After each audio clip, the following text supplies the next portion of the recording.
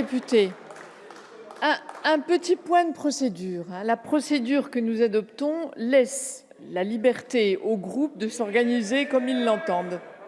Voilà. Bien. Monsieur Patrice Verchères, vous êtes le dernier orateur inscrit sur la discussion générale de l'article 1er. Comme quoi, Madame la Présidente, nous allons rentrer rapidement dans le vif du sujet. Et en ce qui me concerne, je parlerai sur l'article 1er, mais ayant des amendements identiques après, je ne les défendrai pas, je l'appellerai uniquement défendu. Donc comme ça, on gagnera du temps. Mais je crois que cet article 1er était aussi important, puisque cela lance le débat, et je crois qu'on est plusieurs dans notre groupe à le faire. Et c'est vrai que c'est une autre façon également d'aborder ce sujet. Mes chers collègues, le revenu des agriculteurs, c'est ce souci qui a présidé en effet à l'organisation des États généraux de l'alimentation.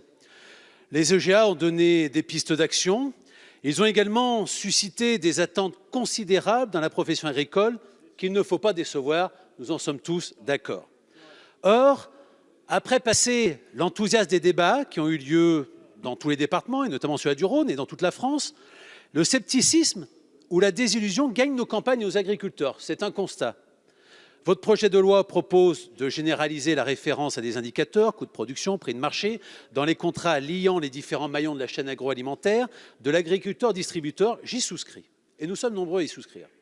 Mais en l'état, Monsieur le Ministre, votre texte en général et l'article 1er en particulier ne satisfait pas la profession agricole dans son ensemble.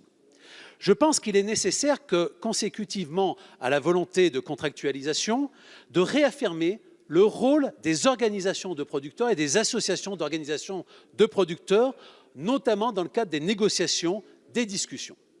Il semble important qu'elles aient un rôle élargi, avec une dimension commerciale, puisqu'on parle de prix et de partage de richesses et de valeur ajoutée.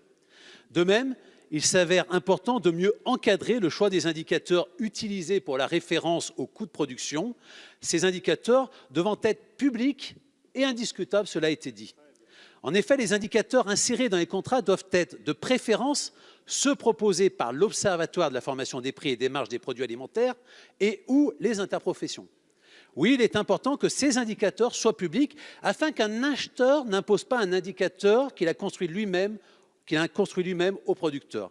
La rédaction de cet article 1er doit être plus ferme et précise en ce sens. On espère que les débats qui s'ouvrent sur cet article vont le permettre.